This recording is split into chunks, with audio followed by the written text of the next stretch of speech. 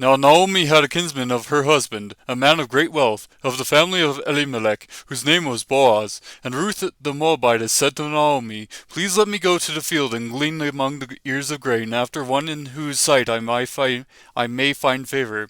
And she said to her, Go, my daughter.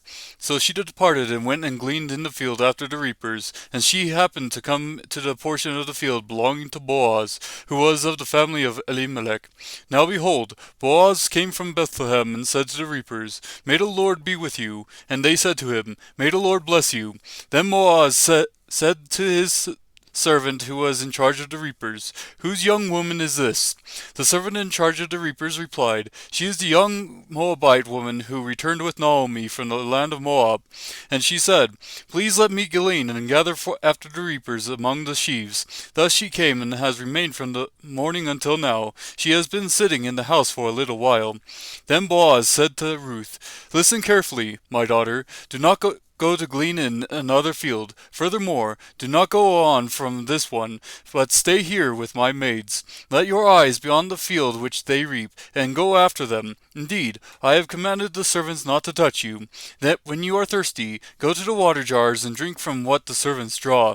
Then she fell on her face, bowing to the ground, and said to him, Why have I found favor in your sight that you should take notice of me, since I am a foreigner? Boaz replied to her, All that you have done for your mother-in-law after the death of your husband has been fully reported to me, and how you left your father and your mother in the land of your birth, and came to a people that you did not previously know. May the Lord reward your work, and your wages be full from the Lord, the God of Israel, under whose wings you have come to seek refuge. Then she said, I have found favor in your sight, my lord, for you have comforted me, and indeed have spoken kindly to your maidservant, though I am not like one of your maidservants. At mealtime Boaz said to her, Come here, that you may eat of the bread, and dip your piece of bread in the vinegar. So she sat beside the reapers, and he served her roasted grain, and she ate and was satisfied, and had some left. When she rose to glean, Boaz commanded his servants, saying, Let her glean even among the sheaves, and do not insult her. Also you shall purposely pull out for her some grain from the bundles and leave it, that she may glean, and do not rebuke her. So she gleaned in the field until evening. Then she beat out what she had gleaned, and it was about an ephah of barley. She took it up and went into the city, and her mother-in-law saw that what she had gleaned. She also took it out and gave Naomi what she had left after she was satisfied.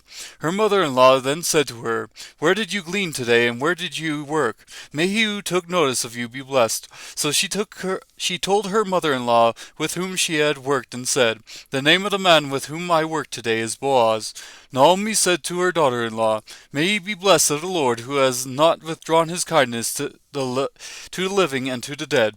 Again Naomi said to her, The man is our relative. He is one of our closest relatives.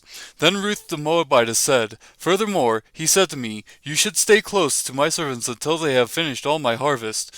Naomi said to Ruth her daughter-in-law, It is good, my daughter, that you go out with his maids, so that others do not fall upon you in another field. So she stayed close by the maids of Boaz in order to glean until the end of the barley harvest and the wheat harvest, and she lived with her mother-in-law.